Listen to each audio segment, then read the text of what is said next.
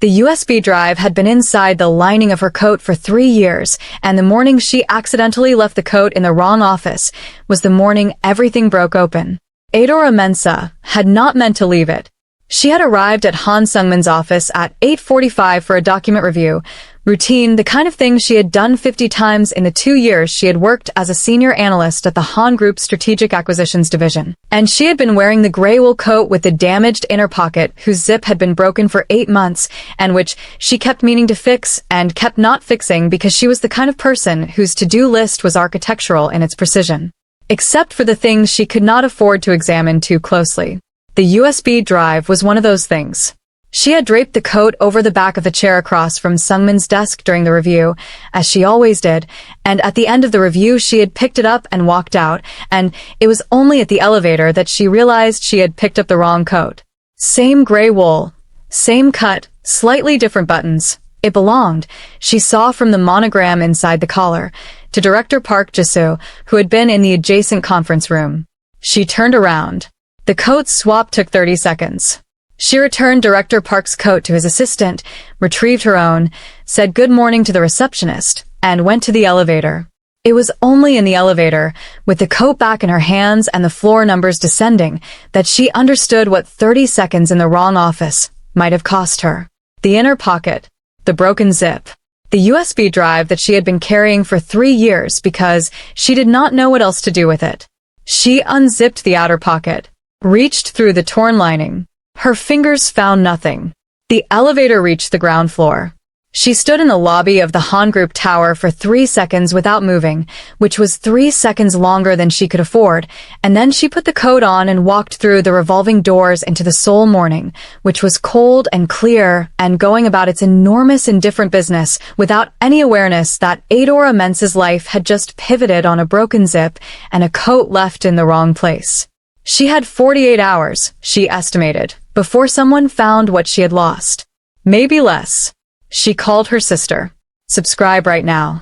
The USB drive is missing. The clock is running. And you don't yet know what's on it. Drop a comment. What do you think she's been carrying for 3 years? Her sister Chisholm answered on the first ring, which meant she had been awake since before 6, which meant the Lagos time zone was working against them both. I lost it, Adaora said. A silence. Then the drive. The drive. Where? Chisholm said. The Han Group tower. Sunhee's office. I left my coat in the wrong place during a review, and the drive was in the inner pocket, and the zip has been broken for. I kept meaning to fix it. Chisholm, I kept. Stop, Chisholm said. Quiet. Firm. The voice she used when Adaora was spiraling into precision about the wrong things. How long ago? 20 minutes. Did anyone see you? No one who would have understood what they were seeing. The receptionist saw me do the coat swap, but it looked like a mistake, which it was. So, it was a visible mistake, Chisholm said. Yes, but an innocent one. If someone finds the drive before you can retrieve it, Chisholm said carefully, how long before they know what's on it? It's encrypted, Adaora said. Standard encryption, nothing custom. If they have IT resources, which the Han Group does, 48 hours. Less if they have motivation. And if they decrypt it. Adaora was walking.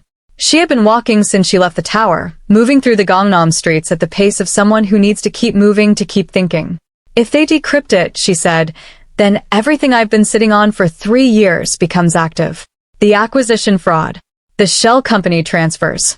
The payments to the Ministry of Land officials that allowed the Hanam development to proceed on compromised environmental reviews. She stopped at a crossing. And the thing I can't prove, but that the drive supports circumstantially, that Han Sunhee knows his father ordered the demolition of the Mapo housing block 12 years ago without proper resident notice. 47 families. 3 people who were injured in the evacuation. 1 person who died. The crossing light changed. She walked. 1 person who died, Chisholm said quietly. A woman, 63 years old. A heart attack during the forced evacuation. The official investigation found the death unrelated to the demolition timeline. The drive has correspondence that suggests the timeline was deliberately accelerated and the resident notification requirements were waived through a bribe. She paused. Her family never got an answer. Her daughter has been looking for answers for 12 years. Chisholm was quiet. You've been sitting on this for 3 years, she said. I found it 3 years ago, Adaora said, in the acquisitions archive. I was doing a historical due diligence review on a Hanum asset and the documentation trail led somewhere it shouldn't have. I copied what I could to the drive before I understood what I had. A pause. And then I understood what I had, and I understood what would happen to me if the Han group discovered I had it, and I understood that I did not have enough yet to take it anywhere safe, and I have been trying for 3 years. To build the additional documentation, I would need to bring this to anyone who could actually do something with it. And now someone might find the drive before you have everything, Chisholm said. Yes. A long pause. Adaora, Chisholm said. I need to ask you something. Ask. Is there any version of this where you let it go? Walk away, resign from the Han group, go back to Lagos, build a different life. She stopped walking.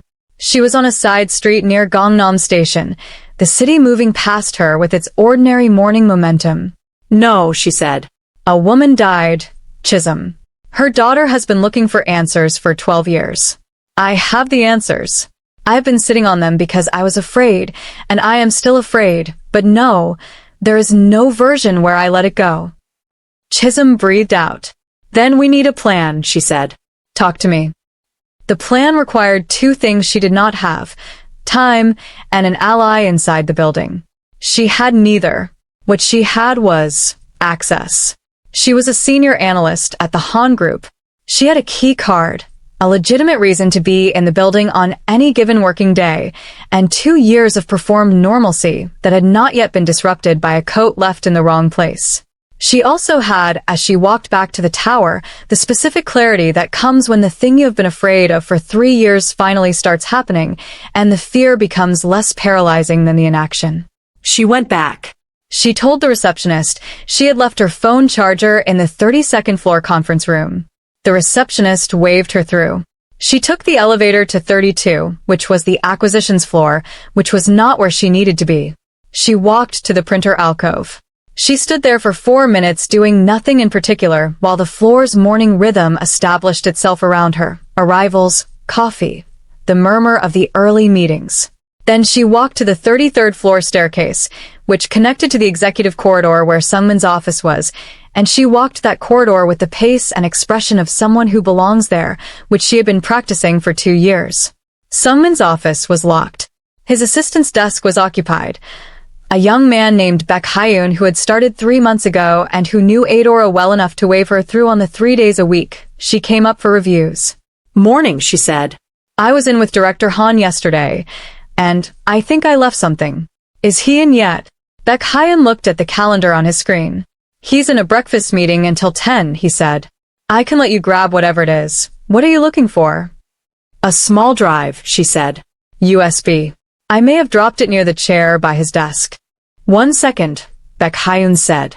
He stood, went to Sungmin's door, tapped in the key code. Adaora watched him enter the room. She watched him check the chair area, the floor, the side table. She watched his expression. Nothing here, he said, coming back out. Could it have fallen into the coat pocket? When you swapped coats with Director Park? Her blood went cold. It might have, she said. She kept her voice exactly level. Did someone mention the coat swap? Director Park mentioned it to his assistant when he came in this morning, Baek Hyun said, without any particular significance. She said the coat was returned, but there was something in the pocket she'd set aside to return to you. I think she left it at the main reception. The reception desk. Where she had told the receptionist she was going upstairs. Where anyone who had been told to look for a USB drive would also go. Perfect, Adaora said. I'll grab it on my way out. Thank you, Baek Hyun. She walked to the elevator. She pressed ground floor. In the 30 seconds of the descent, she made the calculation. Whoever had found the drive, Director Park's assistant, the reception staff, anyone, had either already handed it to someone with authority or was about to. The question was whether already meant before she got there or after. The elevator opened. The reception desk was empty except for the receptionist, who looked up when Adaora approached. Good morning again, the receptionist said. Director Park's office left something for you. She reached under the desk and produced a small envelope with Adaora's name written on it in neat handwriting. Inside the envelope was the USB drive. Adaora put it in her pocket, said thank you, walked out through the revolving doors. She made it half a block before she stopped and leaned against a building wall and spent 30 seconds just breathing. Then she called Chisholm. I have it, she said. Thank God, Chisholm said. Adaora, this is the third time something like this has nearly happened. First the server audit in January, then the HR records review in May, now this. The close calls are getting closer. I know, Adaora said. You can't keep carrying it and waiting for the right moment, Chisholm said. The right moment is going to be the moment it's too late. Whatever you need to take this somewhere, you have to move now. This week. She stood on the street with the drive in her pocket and the Han Group tower behind her, and Seoul going past, and thought about 3 years of calculated patience, and the Mapo woman and her daughter, and the 12-year gap between a death and an answer. I know, she said. I know. She got the drive back. But Chisholm is right, the next close call might not end this way. Subscribe. Drop a comment. Who inside the Han Group can she trust? The answer, as it turned out, was someone she had not expected. His name was Han Sung-min. She had been working directly under him for 2 years. She had been managing a secret that implicated his father for 3. She had been performing professional normalcy in his presence for the entire overlap, which required a specific sustained effort that she had become so practiced at it had almost stopped feeling like effort. She had decided, 2.5 years ago, that Sungmin was not involved in what his father had done. This was not a sentimental conclusion. She had reached it the way she reached all professional conclusions, through evidence and pattern analysis. Sungmin had joined the Han Group 8 years ago, for years after the Mapo demolition. His acquisitions work was clean in the specific way of someone who had built his own methodology separate from the family legacy. He had twice, in her presence, flagged due diligence gaps on deals that had originated with his father's office, and insisted on independent review. He was not naive. He was not innocent by virtue of not knowing. He was a Han, and the Hans had built their wealth on methods that bore scrutiny only from a specific angle. But on the specific question of Mapo, she believed he did not know. The question that had been keeping her awake for 3 years was, what would happen when he did?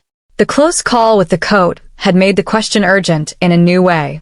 Because the drive in the wrong hands, in Han Gunho's hands, or in the hands of the family office lawyers who protected him, meant the evidence disappeared, Adaora disappeared, and the Mapo woman's daughter kept waiting forever. But the drive in the right hands, someone with standing, someone with access, someone who could not be silenced, meant something else. She started watching Sungmin differently.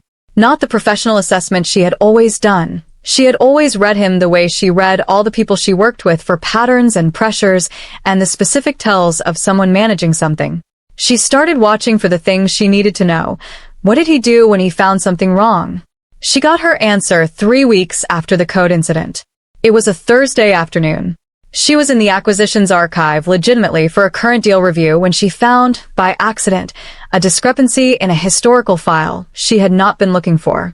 A Hanum-adjacent land transaction from 9 years ago. The documentation was thin in a way that suggested it had been thinned deliberately. She flagged it internally in the system, noted it as requiring review, and moved on. The next morning, Sungmin called her into his office. The Hanum flag you filed yesterday, he said. He set a printed copy of her note on the desk. Walk me through what you found. She walked him through it. He listened with his full attention, which was the quality about him she had always noted, the complete attention, nothing held back.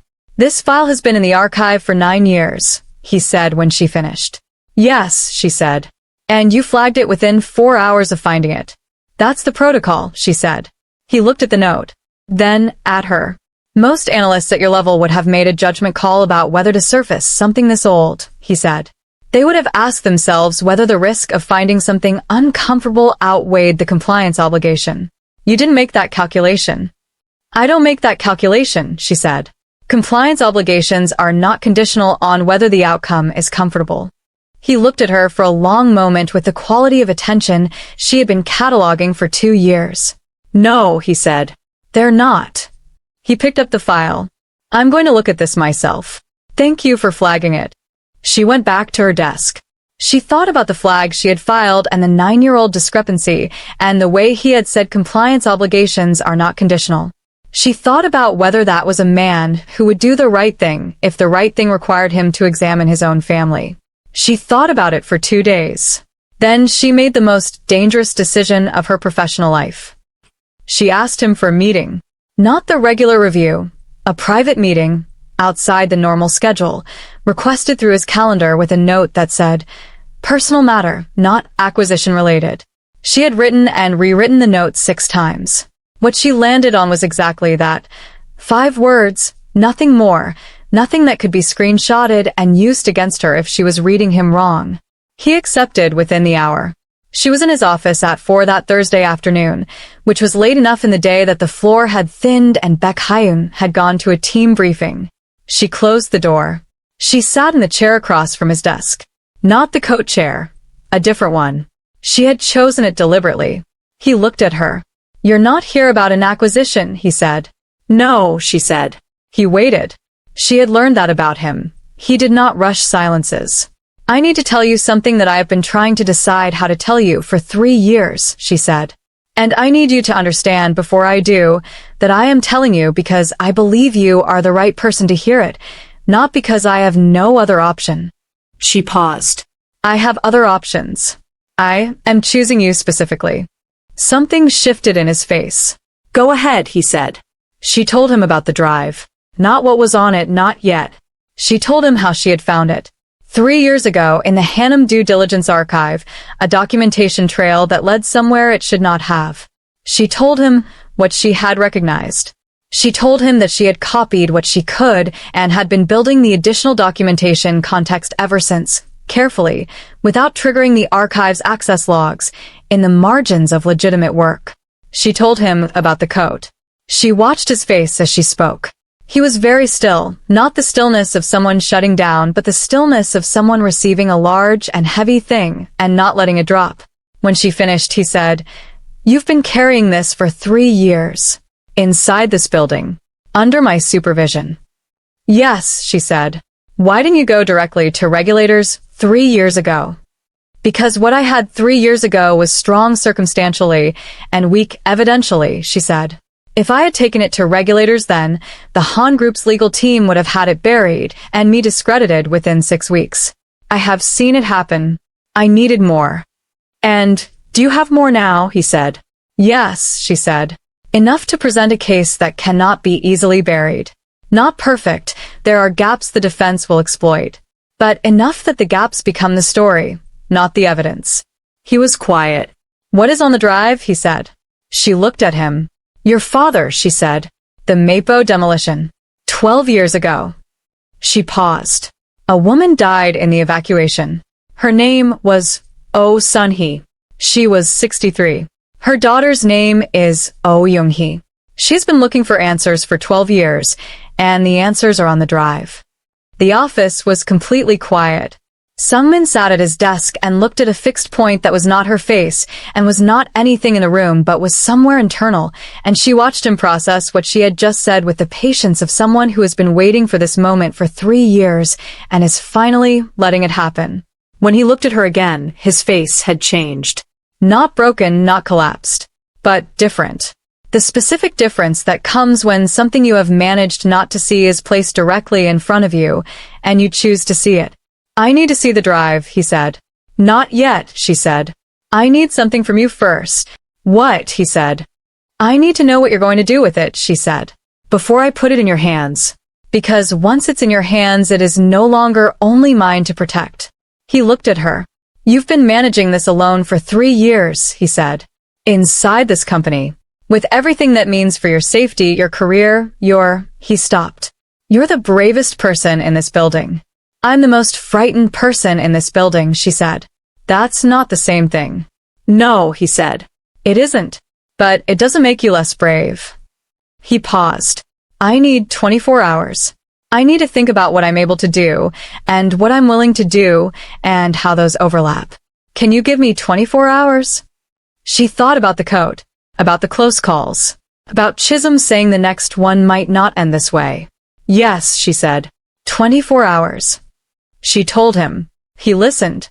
And now she has to wait 24 hours to find out if she chose the right person. Subscribe because the next scene changes everything. She went home and did not sleep. This was not unusual. She had not been sleeping through the night for 3 years, which had produced in her a specific relationship with the hours between midnight and 5 in the morning. She had learned to use them. She read.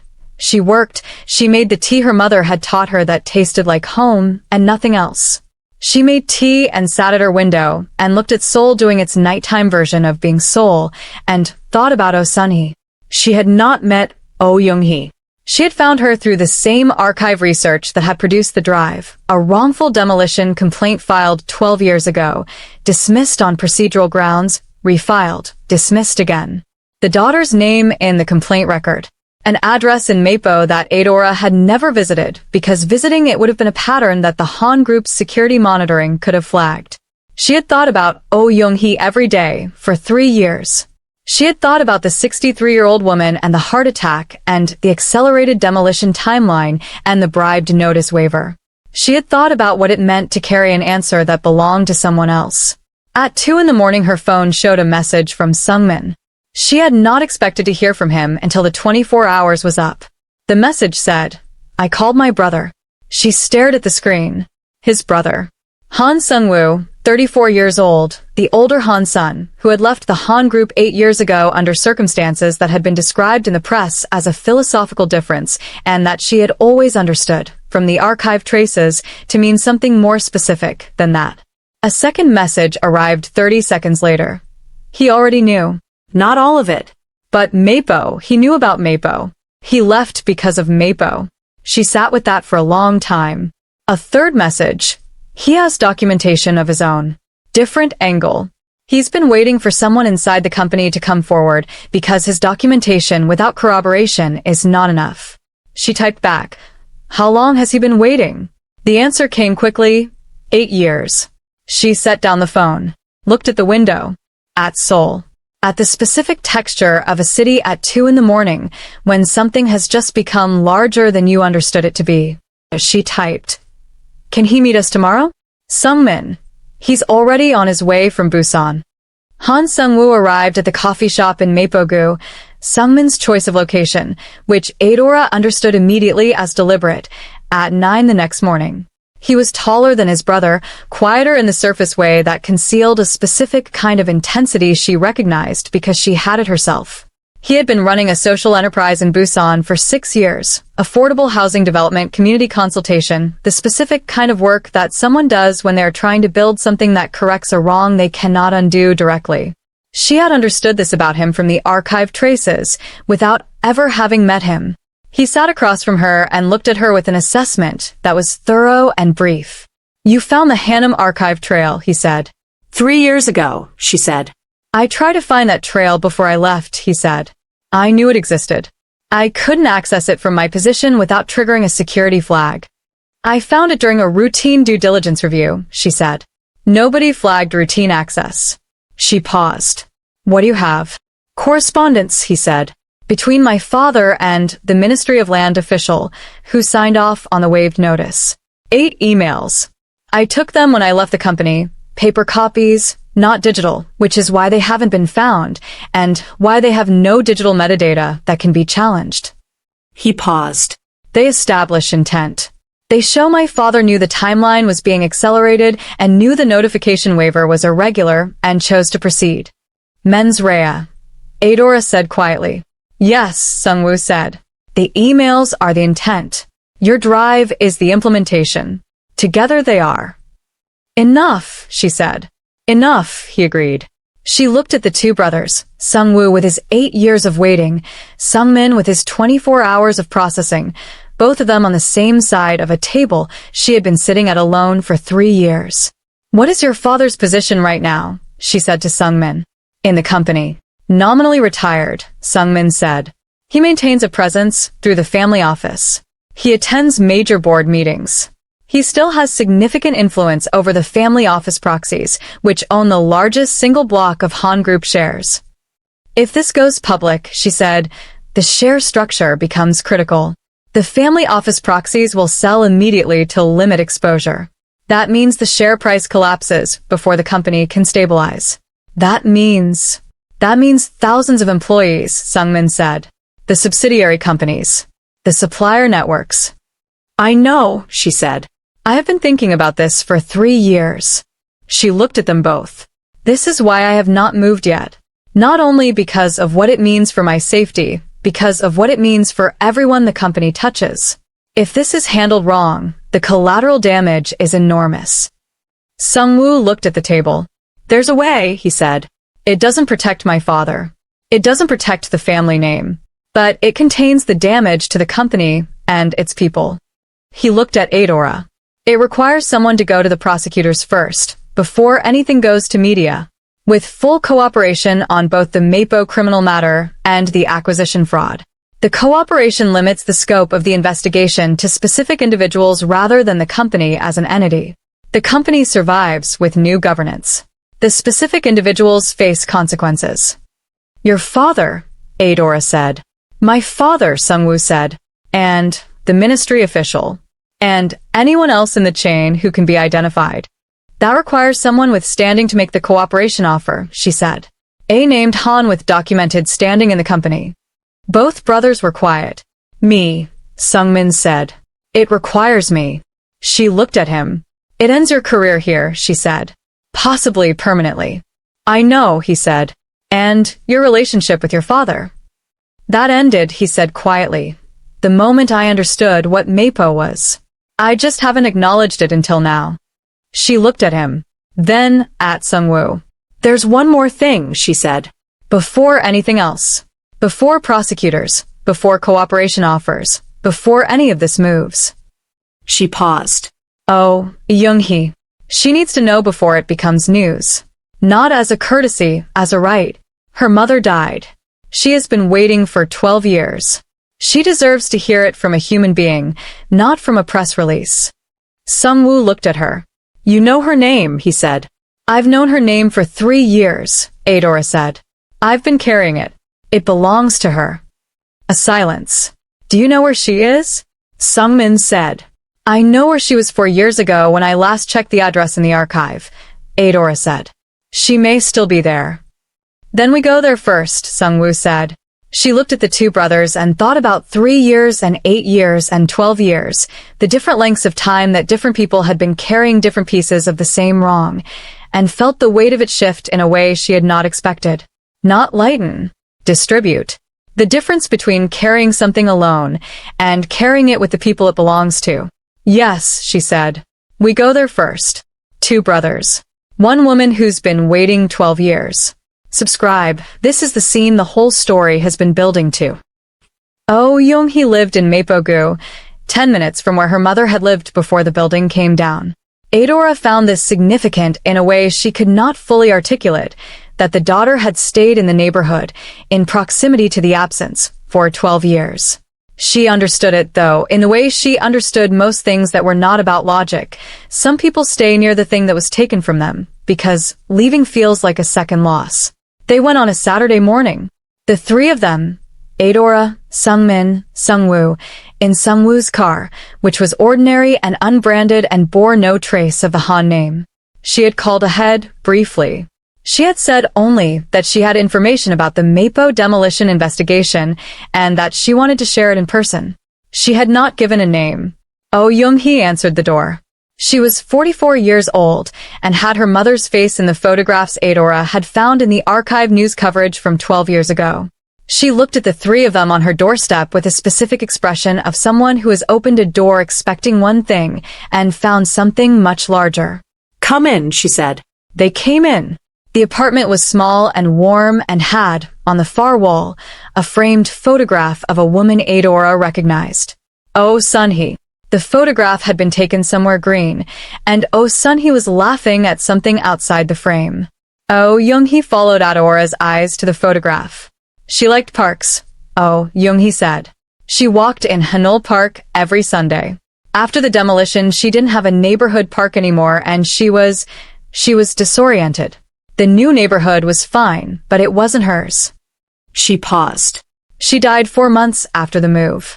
I know, Adaora said. I'm sorry. Oh, Junghee looked at her. Then at the two men. Who are you? She said. Adaora told her. Her name, her role at the Han Group, how she had found the documentation. When she named the Han Group, Oh Junghee's expression changed, a tightening, a closing off, the expression of someone who has been disappointed by institutions for long enough that the mention of power produces a reflex. I filed 2 complaints, Oh Junghee said. Both dismissed. A lawyer I spoke to said the documentation for the demolition was legally complete.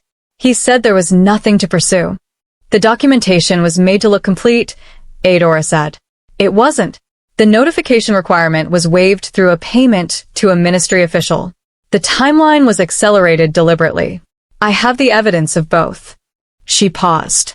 And these 2 men have documentation of the intent behind the decisions. Oh Junghee looked at the 2 brothers. Han, she said. Reading it in their faces. Yes, Sungwoo said. Han Sungwoo. He is my father. I left the company 8 years ago when I understood what had happened in Mapo. I have been waiting for a way to bring this forward that could not be suppressed. He looked at her steadily. I'm sorry it took this long. I'm sorry I didn't find a way sooner. Oh, Junghee looked at him for a long time. Did your father know? She said. That someone died? Yes, Sungwoo said. He was informed. The official report classified the death as unrelated to the demolition process. He accepted that classification and did not investigate further. He chose not to know. Oh Junghee said. Yes. She looked at the photograph of her mother. What happens now? She said. We take this to the prosecutors, Adaora said. With full cooperation from Sungmin. He is still inside the company and has standing to make a cooperation offer that limits the scope of the investigation. The goal is to make sure your mother's death is treated as what it was, a consequence of a deliberate, corrupt decision, rather than an incidental outcome. Will anyone go to prison? Oh Junghee said. I don't know, Adaora said. I want to be honest with you. The prosecutors will determine charges. What I can tell you is that the evidence we have is strong enough that this cannot be buried again. It will be heard. Oh, Junghee was quiet for a long time. My mother's name, she said, in the proceedings. Her name needs to be in the official record, not as a case number, as a person. Yes, Adaora said. That is something we will make sure of. Oh, Junghee looked at her. Why did you do this? She said. You could have found that documentation and kept quiet. You could have 3 years inside that company with something that dangerous. Why? Adaora thought about it. Because I saw your mother's name in an archive file, she said. And the file treated her death as a footnote. And I thought, she was not a footnote. She was someone's mother. She liked parks. She paused. I have a mother too. She likes parks. Oh, Junghee looked at her for a long moment. Then she nodded. Once. Slow. Tell me what you need from me, she said. She heard the whole truth. She said, tell me what you need from me. Subscribe because now the real fight starts. Drop a comment. What does justice look like for Oh Sunhee? The cooperation agreement with the Seoul Central District Prosecutor's Office was filed on a Tuesday morning, 16 days after the code incident. It had taken 16 days of work that Adaora had run in parallel with her regular Han Group responsibilities, which was the most sustained performance of her professional life.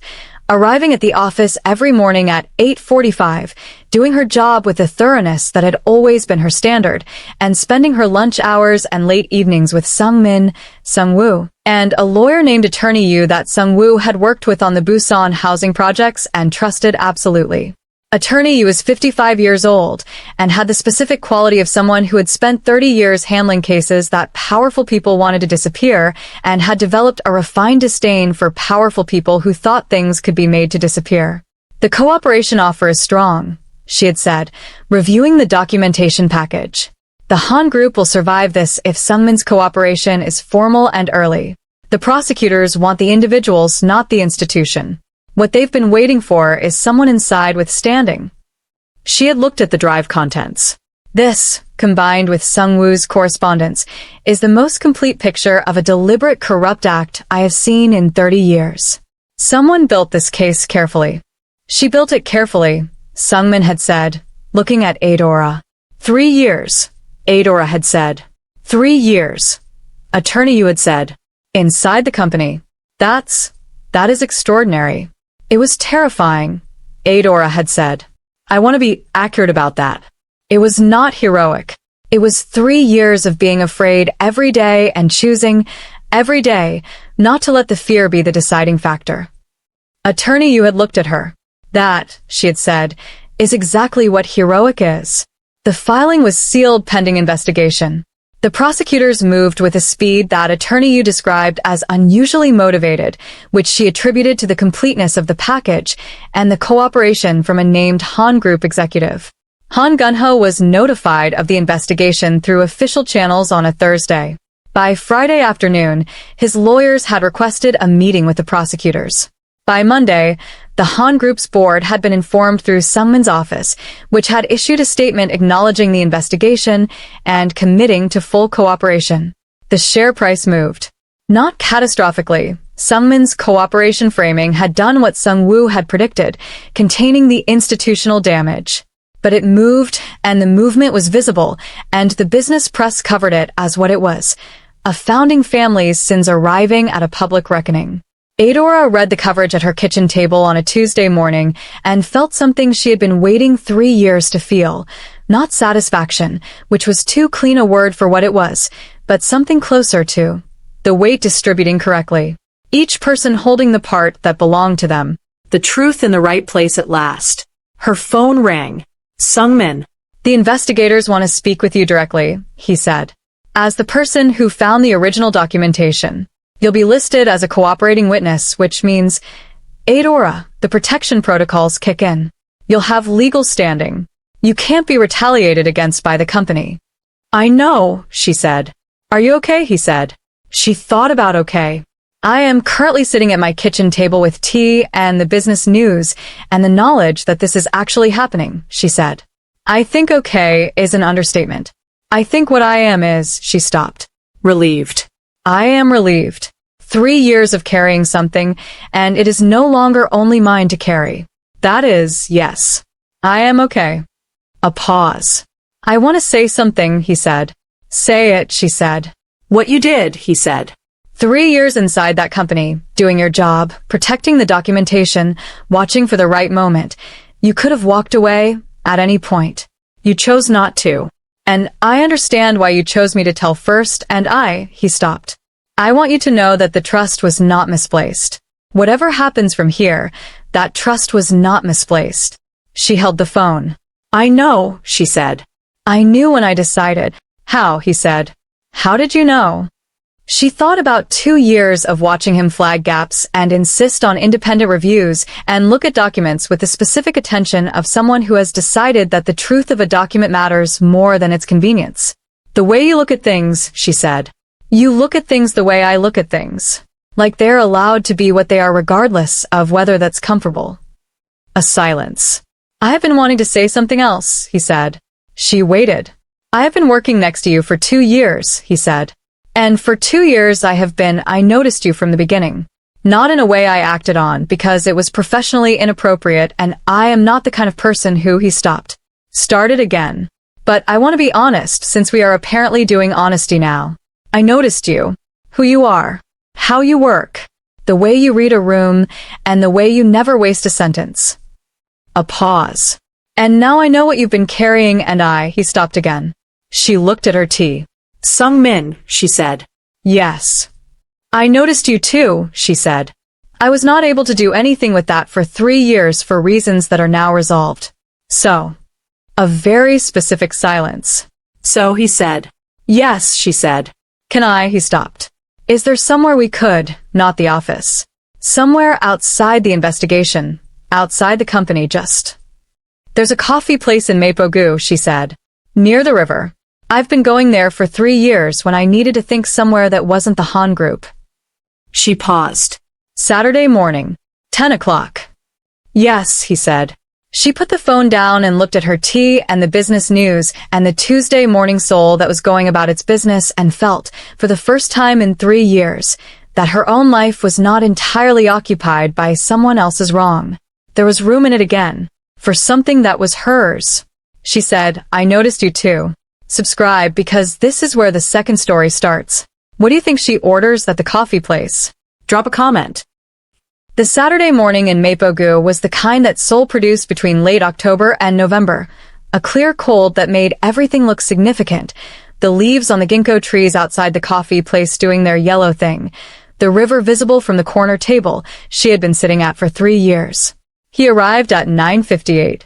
She had been there since 9:45, which was her habit for this table. She liked 10 minutes alone with it before the day started demanding things. He sat across from her. He ordered an Americano. She was on her second cup. They looked at each other across the table with the specific quality of two people who know a great deal about each other from context and very little from choice, and who are now in a place where the choosing can start. Tell me something that isn't work, he said. She looked at him. My sister's name is Chisholm, she said.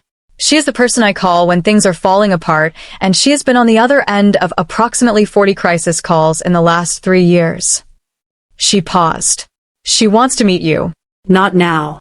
But she told me, when I told her that I had told you, that she wants to look at you in person. Your sister Chisholm wants to look at me in person, he said. She has a look, Adaora said. It is comprehensive. I'll submit to the look, he said. Good answer, she said.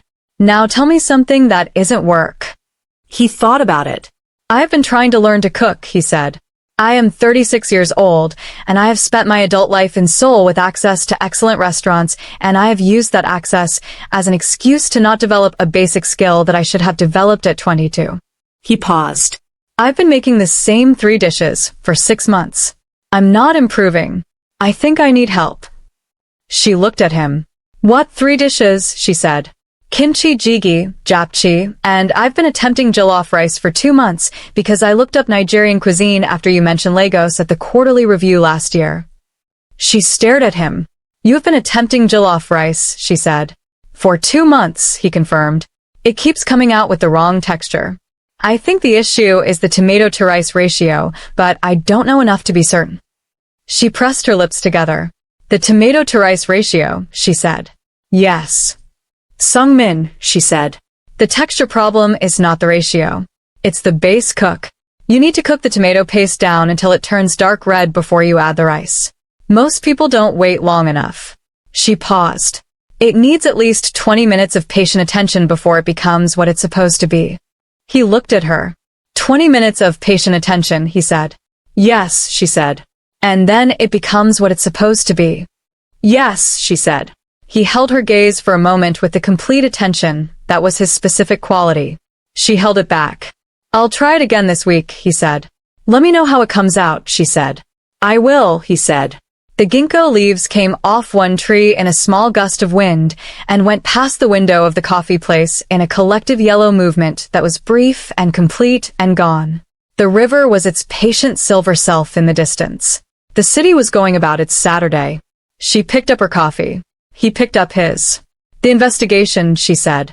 When it closes, what do? I stepped down from the Han group, he said. I've been thinking about it since the night you told me. I can't stay inside the company after this and maintain the position I need to maintain for the new governance structure to work. I'll be on the oversight committee, but not in an executive role. He paused. I have something else in mind. A different direction. Tell me, she said. Sung-woo's housing work in Busan, he said. He's been doing affordable development for 6 years, and the demand is larger than what he can fund through the social enterprise model. I want to build a proper capital foundation for it. Use what I know about acquisitions to scale what he's doing. He looked at his coffee. Build something that corrects rather than accumulates. I've been accumulating for 15 years. I want to try the other direction. She looked at him. That's a good direction, she said. I thought so, he said. I'd need people who are good at the structural work. Due diligence, documentation integrity, the kind of analysis that makes sure what's being built is built right. He looked at her. I'm not asking. I'm telling you what I'm thinking. Because you asked. I know you're not asking, she said. I'm a cooperating witness in an investigation that involves your company. There's a period before any of that could be appropriate. I know, he said. I'm thinking about after the period. She thought about after. Ask me after the period, she said. Yes, he said. They sat in the coffee place with the ginkgo trees and the silver river, and the Saturday that was asking nothing of them except to be present in it. It was enough. It was more than enough. The formal charges were filed on a Wednesday morning in December. Oh Junghee was charged with bribery of a public official, falsification of regulatory documentation, and reckless endangerment resulting in death. The Ministry of Land official received parallel charges. 3 other individuals in the documentation trail were named as co-conspirators. The Han Group issued a statement under Sungmin's name that acknowledged the findings, committed to structural governance reform, and established a reparations fund for the families affected by the Mapo demolition, with Oh Junghee listed first among the named recipients. Adaora read the statement in Attorney Yu's office, where she had been since 8 in the morning for the final witness documentation review. Oh Sunhee's name is in the official record, Attorney Yu said. The charge document names her. She is not a footnote. Adaora looked at the document. No, she said. She's not. She called Oh Junghee from the corridor outside Attorney Yu's office. Oh Junghee answered on the second ring. It's filed, Adaora said. Your mother is named. The charges are filed. Silence. Long, specific. Oh Sunhee, Oh Junghee said, as though testing the sound of it being in the record. Oh Sunhee, Adaora said back. Oh Junghee was quiet for a moment. She would have said something funny right now, she said. She always said something funny when things were too large to be serious about. She would have said, finally, those men had to account for themselves. Adaora almost laughed. Finally, she said. Yes, Oh Junghee said. Finally. A pause. Thank you, Adaora. For not letting the file stay closed. Adaora looked at the corridor. At the Seoul morning through the window at the end of it. At the city that had been going about its business for 3 years while she carried a USB drive in a broken zip coat pocket and waited for the moment that was safe enough and complete enough and right enough. Thank you for not moving away from Mapo, she said. For staying near it. That mattered. Oh Junghee was quiet again. I couldn't leave, she said. The neighborhood was her last place. I needed to be near her last place. I know, Adaora said. I understood that before I met you. They said goodbye. She stood in the corridor for a moment. Then she called Chisholm. It's done, she said. Chisholm made a sound that was not a word but was everything. Come home, Chisholm said. Even for a week. Come home and let Mama feed you and let me look at you and make sure you're still in one piece. Christmas, Adaora said. I'll be home for Christmas. Christmas, Chisholm said. Good. And this man you mentioned? Chisholm. I'm just asking if he has plans for Christmas, Chisholm said. I have not invited him to Christmas, Adaora said. You should think about it, Chisholm said. That's all I'm saying. Think about it. She looked at the corridor window. At Seoul. At the December morning that was trying in its specific Seoul way to be almost warm. I'll think about it, she said. The charges are filed. Oh Sunhee is named. And Chisholm wants to know if he has Christmas plans. Subscribe to Afro K Heartstrings. Share this with someone who needs to hear that the truth does not expire. Drop a comment. Should she invite him to Lagos for Christmas? She invited him for Christmas. Not immediately. She thought about it for 3 weeks as she had told Chisholm she would, and she concluded that the thinking was taking longer than it needed to because she had already decided, and was giving the decision time to become comfortable rather than acting on it while it was still slightly uncomfortable, which was not how she had built her professional life, and was not, she decided, how she was going to build the rest of it. She called him on a Tuesday evening and said, My family does Christmas in Lagos. My mother, my sister Chisholm, Chisholm's husband, and their 2 children. It's loud and the food is extraordinary, and my mother asks questions that have no comfortable answer. A pause. I would like you to come if you want to. A silence on his end. Yes, he said. I want to. You haven't asked when it is, she said. When is it, he said. December 22nd through the 26th, she said. I'll be there, he said. All 4 days. She looked at her phone. Chisholm is going to look at you, she said. It will be comprehensive. You've mentioned the look, he said. I want to make sure you're prepared. I'll be prepared, he said. Sungmin, she said. Yes. The jollof rice. Have you tried the 20 minutes? A pause. Last Sunday, he said. I waited the full 20 minutes. The tomato paste went dark, and then it went almost black at the edges, and I thought I had ruined it, and then it became what it was supposed to be, she said. Yes, he said. It became exactly what it was supposed to be. She smiled. She was alone in her apartment, and no one could see it, and she let it be as wide as it was. Good, she said. Practice 3 more times before Lagos. My mother will test you. I will practice every day, he said. Good, she said again. Good night, Sungmin. Good night, he said. She put her phone down on the kitchen table and sat in her apartment and looked at the December Seoul night through her window and thought about the USB drive that was no longer in the broken zip coat pocket because it had been submitted into evidence and would never return to that pocket. She thought about Oh Sunhee and Mapo and the 12-year gap between a death and an answer. She thought about Chisholm saying, "The next close call might not end this way." She thought about 3 years and a coat left in the wrong place and the 30 seconds that had made the whole thing urgent enough to move. She thought, everything took exactly as long as it needed to take and cost exactly what it needed to cost and landed exactly where it was supposed to land. She thought, now what? And the answer, for the first time in 3 years, was simple. Now whatever I want. She picked up the phone and texted Chisholm. He's coming for Christmas. He's been trying to make jollof rice for 2 months. Chisholm's response arrived in 40 seconds. I like him already. Don't tell him that yet. She laughed. Fully. In the empty apartment.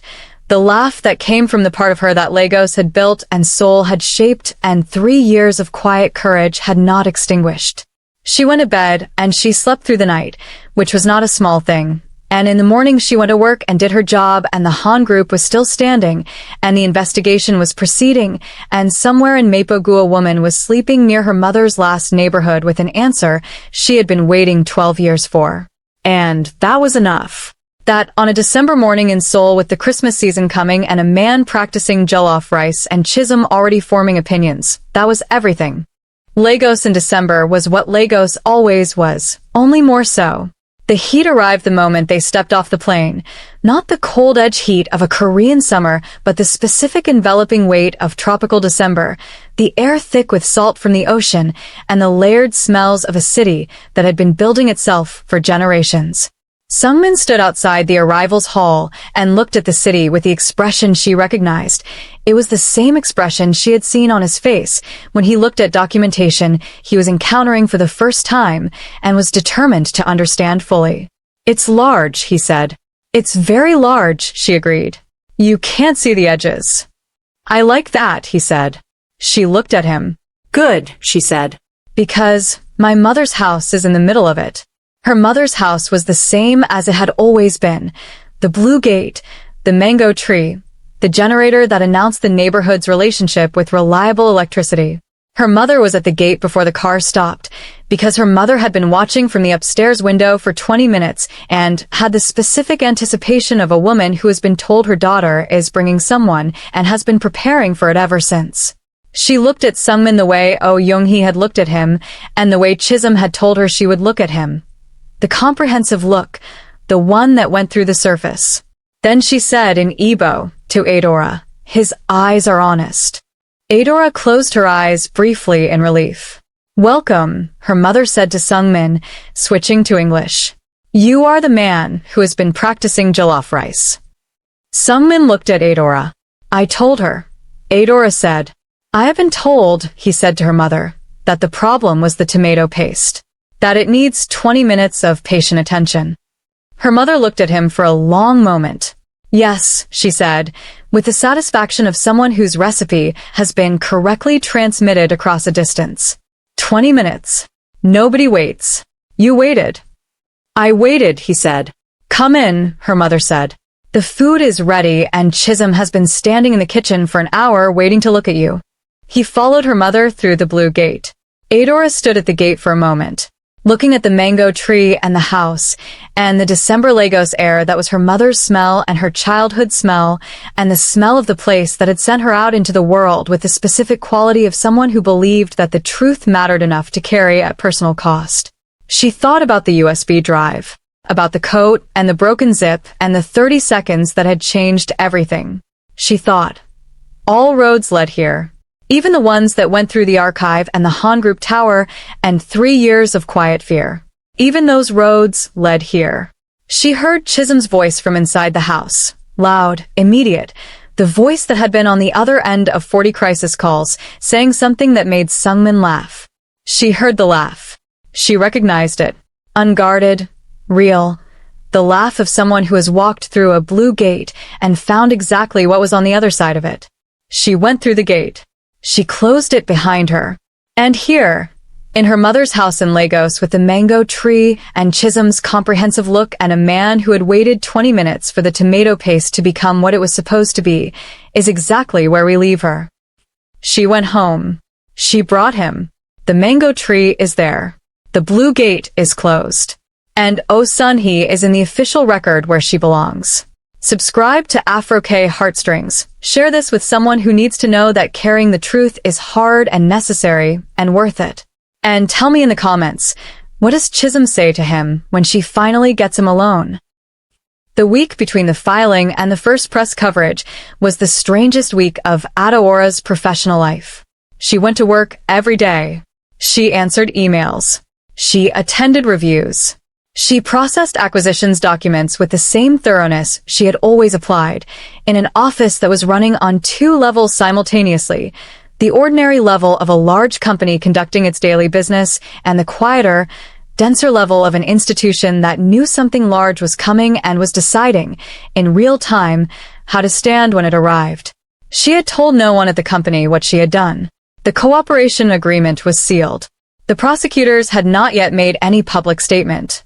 The only people who knew the full picture were Sungmin, Sungwoo, Attorney Yu and Oh Junghee and Chisholm, who was in Lagos and who had been sending Adaora daily messages that ranged from practical, eat something that isn't from a vending machine, to philosophical, the truth is heavy but it moves toward light eventually, to direct, has the man called you again?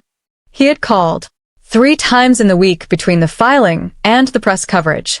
Not about the investigation, about other things. On Tuesday, he had called to describe a building he had walked past in Gangnam whose facade he found structurally dishonest, which was a phrase she had used in a review meeting 6 months ago and which she had not expected him to have retained. On Thursday, he had called to say the jollof rice attempt had failed again and that he suspected the issue was the heat level. On Saturday, he had called to ask what time she thought the coffee place opened in winter. She had told him, the facade is performing instead of expressing, which is the exact problem.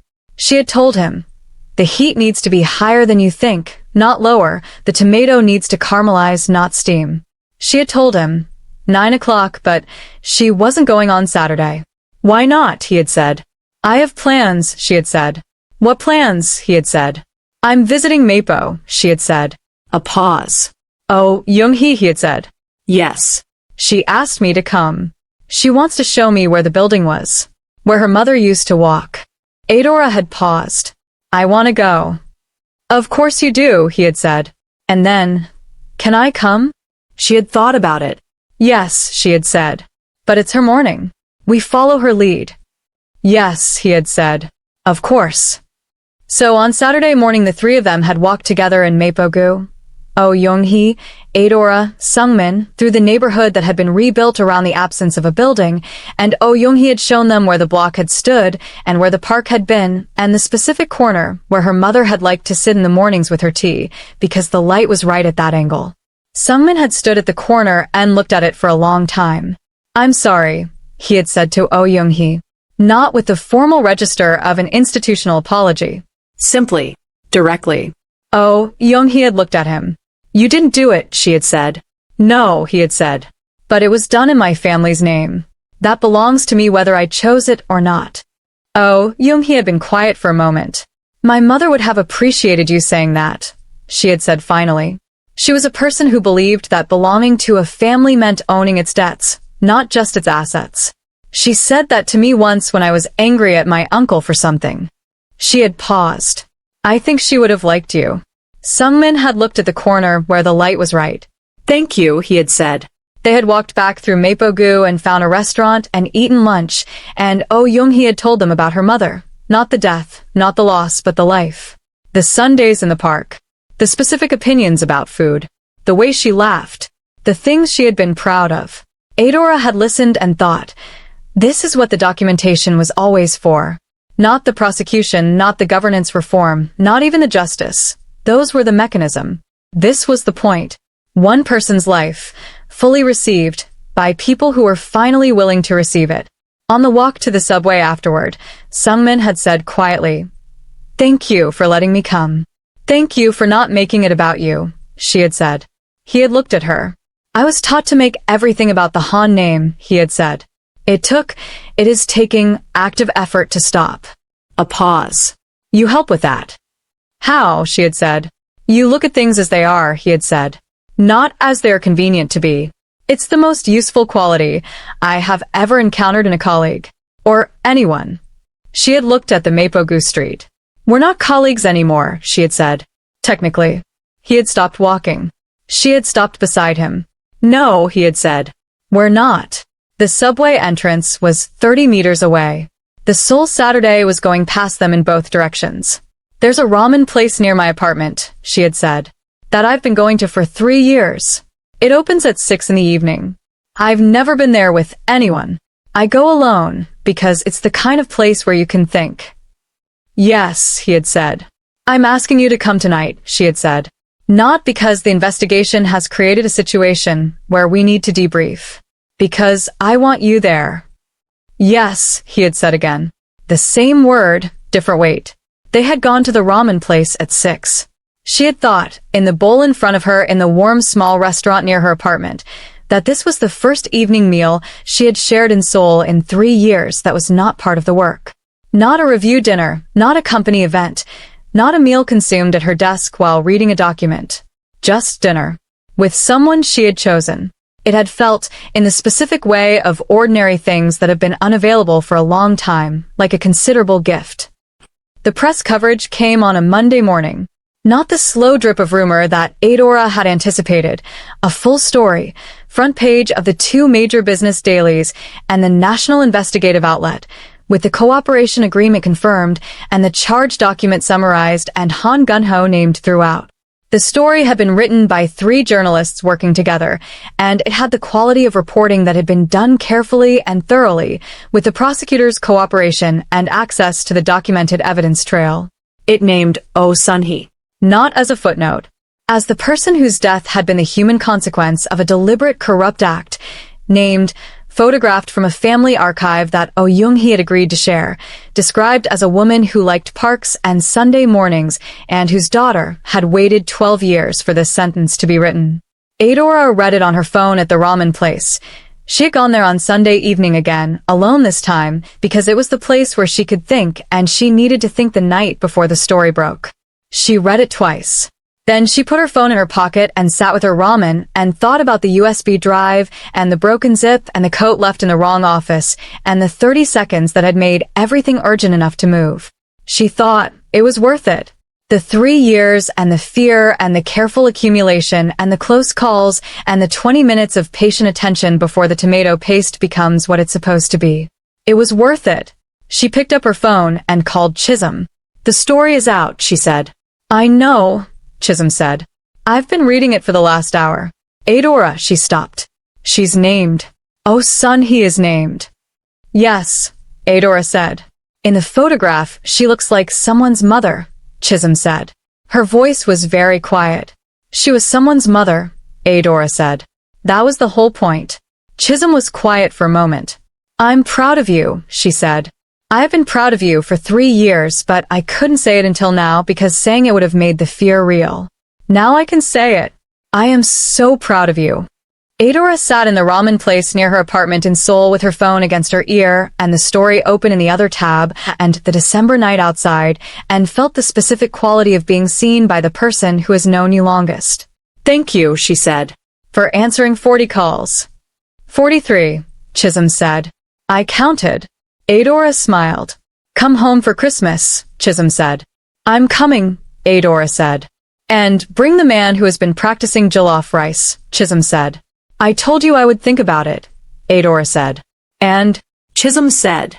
Adaora looked at the December night through the ramen place window. At Seoul going about its business, indifferent and enormous and full of the lives of people who'd been carrying things, some of them small and private, some of them large and consequential, all of them real. I'll think about it, she said. Adaora. Chisholm. You've already decided. She looked at the window. Yes, she said. I've already decided. Good, Chisholm said. I'll have the guest room ready. She finished her ramen. She paid.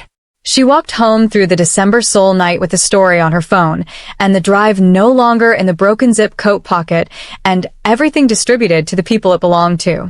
She walked home, and the city held her in its enormous patient way, the way cities hold everyone, without preference, without agenda, simply present around the lives being lived inside it. She went upstairs. She slept through the night. 2 weeks after the charges were filed, Adaora received a message she had not expected. It came through the prosecutor's office, routed to Attorney Yu, forwarded to her with a note that said, "You don't have to respond, but you may want to read it." The sender was Oh Junghee. She read it once, then again. It was 3 sentences. In Korean, formal register, the handwriting of a man who had written formal documents all his life and could not stop being formal even in the documents he wrote from a position of defeat. It said, "I am told a woman named Adaora Mensah found the documentation in my archive. I want her to know that what happened in Mapo was a decision I made when I believed the company required it. I understand now that belief was wrong." 3 sentences. No apology. No request. Just the specific acknowledgement of someone who had spent 70 years being unaccountable and was producing, at the end of it, something in the general direction of accountability, without quite reaching it. She sat with the message for a long time. Then she typed a reply, routed through Attorney Yu. A woman named Oh Sunhee died in the evacuation from the building her decision demolished. Her daughter is named Oh Junghee. She waited 12 years for an answer. The answer she got is the one your documentation produced. That is the record. She sent it. She did not expect a further reply and did not receive one. She told Sungmin about the exchange that evening. He read the 3 sentences and her reply, and was quiet for a long time. "He's never acknowledged a wrong before," he said. "In my entire life, I have never heard him say that a decision he made was wrong." "It's not enough," she said. "No," he said. "It's not enough." A pause. "But it's the first step of a longer road. The courts will determine how long that road is." He looked at the message. "I used to want him to acknowledge things. I stopped wanting it because the wanting was too costly." He paused again. "I'm finding that it is arriving now without my wanting it, which is different. Less costly somehow." She looked at him. "Are you okay?" she said. "I'm working on it," he said. "That's the honest answer." "That's the right answer," she said. He looked at her. The complete attention. The quality that had been the first thing she had noticed about him, and was still the thing she found most specifically his. "Can I ask you something?" he said. "Yes." "The coat," he said. "The broken zip. You told me you had been meaning to fix it for 8 months." "Yes." "Why didn't you?" he said. She looked at the question. She had thought about it herself. She had a theory. "I think," she said slowly, "that I didn't fix it because fixing it would have required me to take the drive out of the pocket. And taking it out would have meant looking at it, and deciding what to do with it. And I wasn't ready." She paused. The broken zip was an excuse to keep the decision deferred. It sounds like cowardice, but it was actually just, I wasn't ready. I needed to have everything I needed before I moved. And I kept not having everything I needed. "Until the coat ended up in the wrong place," he said. "Until the coat ended up in the wrong place," she said. "So the broken zip," he said, "was the thing that was protecting the drive. Until it was the thing that nearly exposed it." She looked at him. "Yes," she said. "That's exactly it. Sometimes," he said, "the thing that protects you is also the thing that eventually requires you to stop being protected and act." "Yes," she said. "That's true of more than coats," he said. She held his gaze. "Yes," she said. "It is." The evening was very quiet around them. Outside, Seoul was making the specific noise of a city in December, something slightly more festive than usual, lights in windows, the smell of street food carrying an extra note of ceremony. "Sungmin," she said. "Yes." You said you were going to build a capital foundation for Sungwoo's housing work, she said. Affordable development. Using what you know about acquisitions. Yes. And you said you would need people who were good at the structural work, she said. Documentation integrity. Due diligence. I said I wasn't asking, he said. I said I was thinking about after the period. The period is over, she said. The cooperation is filed. I'm no longer a Han Group employee. I tendered my resignation yesterday, effective at the end of the month. The conflict of interest is resolved. She looked at him. Now ask. A beat. Will you consider joining the foundation? He said. As a co-director. Equal standing, your own domain, the due diligence and documentation work structured according to your own methodology. Not mine. Yours. She looked at him. Co-director, she said. Co-director, he said. Your name on the work. Your judgment. Your decisions in your domain. Not an employee, a partner. She thought about 3 years of being a senior analyst at the Han Group, working carefully in the margins of the legitimate work to build a case that took 3 years to be strong enough to move. She thought about what it would mean to build something from the beginning that was designed to be right rather than made to look right. Legos first, she said. Legos first, he agreed. And I need 3 months to review the foundation structure before I commit, she said. I want to see the Busan work. I want to understand what Sungwoo has built and what it needs, and whether what I bring is actually the right fit. 3 months, he said. Yes. And my sister gets to look at the foundation documents, she said. She has opinions about organizational structures. He looked at her. Chisholm reviews the foundation documents, he said. Yes. That's a condition. It's a condition, she said. He was quiet for a moment. Something moved in his face. Not the fractional crack in the controlled surface. Not the managed version of amusement. The full version. Unguarded and entirely his. Yes, he said. To all of it. She picked up her tea. Good, she said. Now tell me about the Busan development sites. I want to understand the subsurface work. Now, he said. You have 3 months to convince me, she said. Start now. He started now. She listened with everything she had, the way she always listened to things that mattered completely, without reservation, and thought about building something new on the other side of something that had been made right. She thought, this is what after looks like. She thought, yes, this is exactly what after looks like. The trial began in March. Adaora attended the first day in the public gallery alongside Oh Junghee and attorney Yu. She had been advised that her presence was not required. She had given her witness statement. She was protected as a cooperating witness. Her formal participation was complete. She went anyway. She sat in the gallery and watched Han Gunho take his seat in the defendant's chair and thought about the archive and the Hanam Trail and the 3 years and the code and the 30 seconds. She thought about all the shapes that accountability takes, the formal legal kind, the institutional kind, the personal kind that arrived in 3 sentences from a 70-year-old man who had never once in his life admitted to a wrong. Oh Junghee was beside her. She was very still. The specific stillness of someone who has been waiting for 12 years and is finally in the room where the waiting ends and something else begins. When the charges were read, bribery, falsification, reckless endangerment resulting in death, and Oh Sunhee's name was spoken aloud in the courtroom, Oh Junghee made a sound so small Adaora almost didn't hear it. A breath. An exhale. 12 years of held air, released. Adaora put her hand on Oh Junghee's arm. Oh Junghee put her hand over Adaora's. They sat like that through the morning session.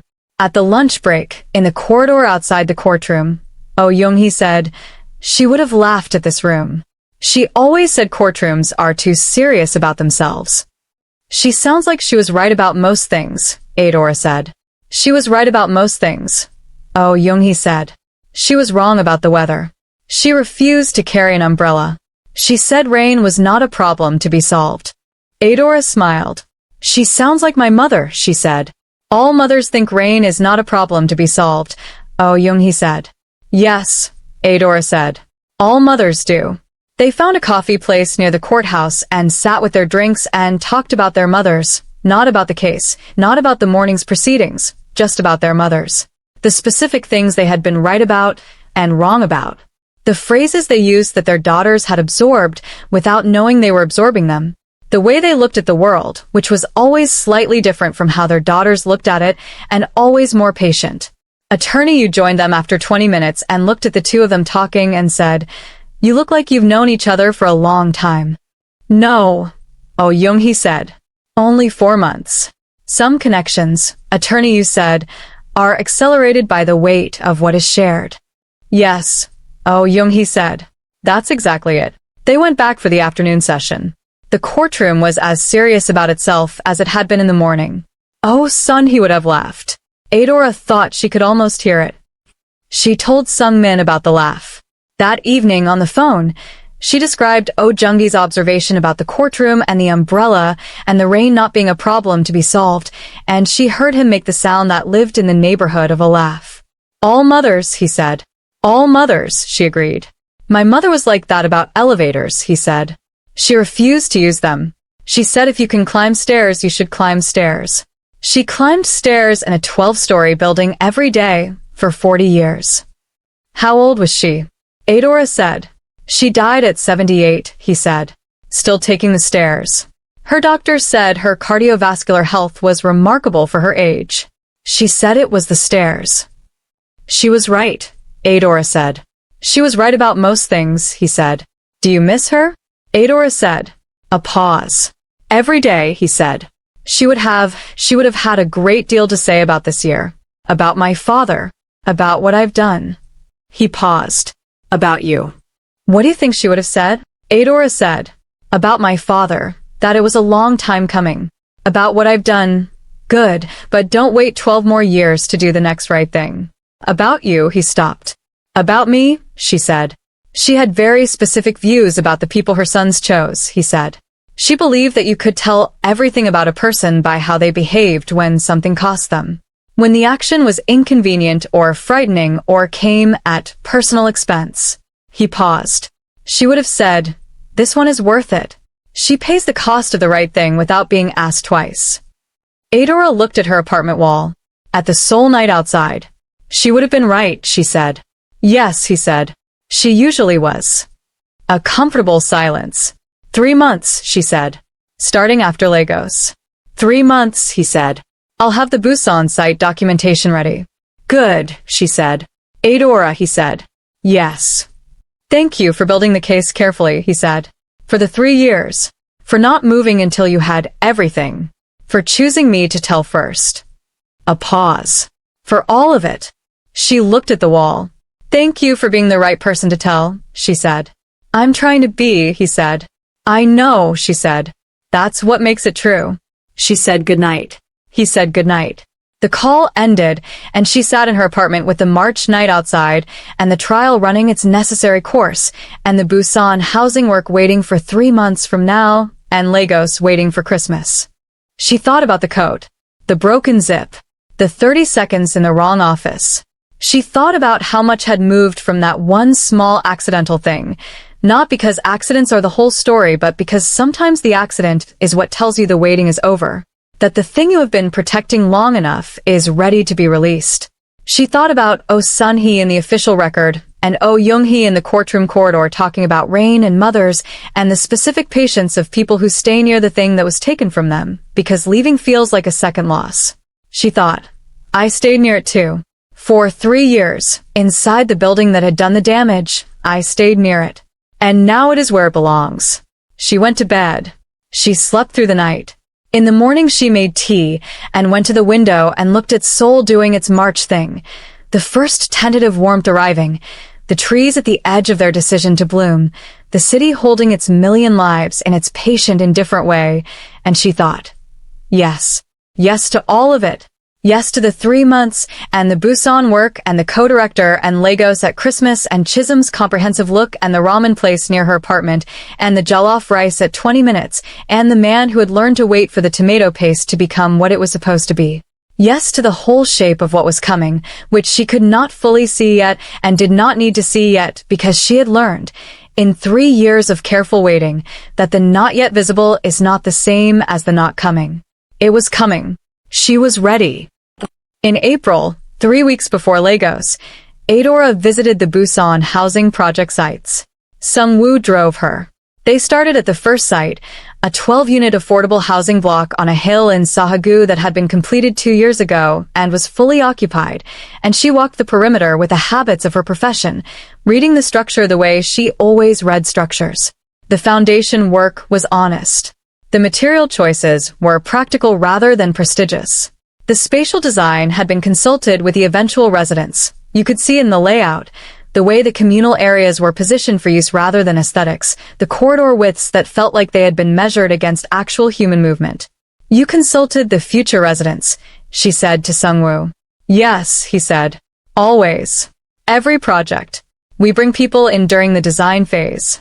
Their physical knowledge of how they move through space is better than any architect's theoretical model. She looked at the building. The foundation is good, she said. Better than it needed to be, for the building load. You over-engineered it. Yes, he said. We build for 30 years at minimum. I would rather over-engineer the foundation than under-engineer it and have the building fail the people who need it most. She nodded. Your brother, she said, wants to build a capital foundation for this. To scale it. I know, Sung-woo said. He's been talking to me about it for 6 months. Since before he knew what you were carrying. She looked at him. He was already moving in this direction before Mapo, she said. Yes, Sung-woo said. He had been unhappy at the Han Group for years. Not the work, he's good at the work. He genuinely finds the acquisitions work interesting. But the context, the weight of what the Han name meant. He paused. He needed a way to use what he was good at for something that didn't carry that weight. The foundation is that. She thought about the acquisitions floor, and 2 years of document reviews, and the specific quality of Sungmin's attention to things that were allowed to be what they were. He's good, she said. At the structural thinking. At finding what's missing. He gets it from our mother, Sung-woo said. She was a structural engineer. Before she married. Adaora looked at him. His mother was a structural engineer, she said. Civil specifically, Sung-woo said. She gave it up when she married our father. He felt it was incompatible with the family image. He paused. She never said she regretted it, but she talked about it the way people talk about things they miss. Precisely. Often. Adaora stood in front of a Sahagu housing block and thought about a woman who had given up structural engineering and raised a son who looked at things the way she looked at things. He told me his mother was right about most things, she said. She was, Sung-woo said. She would have been right about this too. About what? Adaora said. Sung-woo looked at her with the expression of someone who has spent enough time around his brother to know things he has not been told. About you, he said. Simply. She looked at the building. Show me the next site, she said. He showed her the next site. And the one after that. 3 sites in total, each one with the same quality. Honest foundations, resident consulted design, materials chosen for longevity rather than appearance. By the last site, she had filled half a notebook with observations and questions and the specific shorthand she used when she was genuinely engaged with a structural problem. On the drive back to the train station, Sung-woo said, What do you think? The work is good, she said. The methodology is sound. The scaling challenge is real. What you're doing requires a level of consultation and timeline investment that conventional development finance is not designed for. She paused. But it's not unfundable. It requires the right structure and the right people. Are you the right people? He said. She looked at her notebook. I think I might be, she said. I need the 3 months. But I think I might be. He looked at the road. Good, he said. That's what I hoped you'd say. She called Sungmin from the train. I saw the sights, she said. And, he said. The foundation work is over-engineered, she said. Is that a criticism? He said. No, she said. It's the most complimentary thing I can say about a foundation. A pause. Sung-woo told you about her mother, he said. Not a question. Yes, she said. I was going to tell you myself, he said. I kept trying to find the right moment. There's no right moment for most things, she said. You just say them when they're true. Yes, he said. You're right. A pause.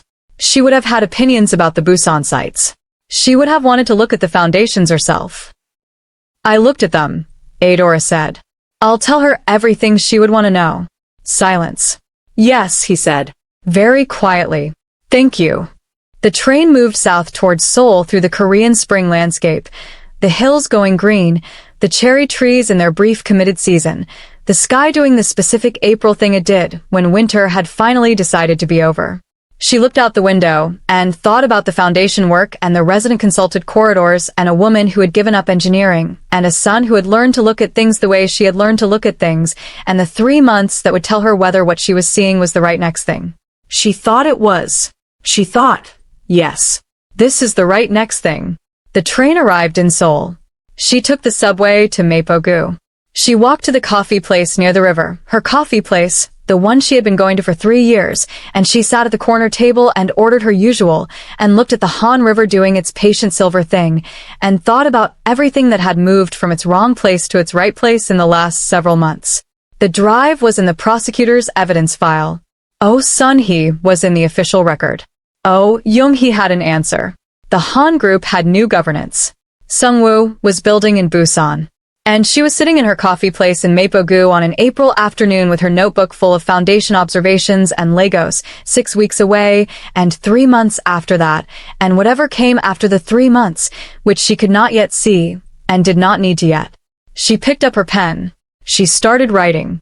Not the notebook, a different page. A separate sheet she had been carrying in the back of the notebook since January, blank, waiting. She wrote at the top, what we are building. And then she wrote what she knew about it, which was considerable, and what she didn't know yet, which was also considerable, and what she wanted for it, which was the clearest of the 3. She wrote for an hour. When she was done, she looked at the pages and thought, yes, that is it. That is what comes after. She folded the pages and put them in her coat pocket, the new coat, the one she had bought in February with a functioning zip, and finished her coffee and left the tip and walked out into the Seoul April afternoon. The river was there. The city was there. The ginkgo trees were just beginning their cycle again. She walked home. Everything was exactly where it was supposed to be. The end. Afro-K Heartstrings, where every story is someone's truth.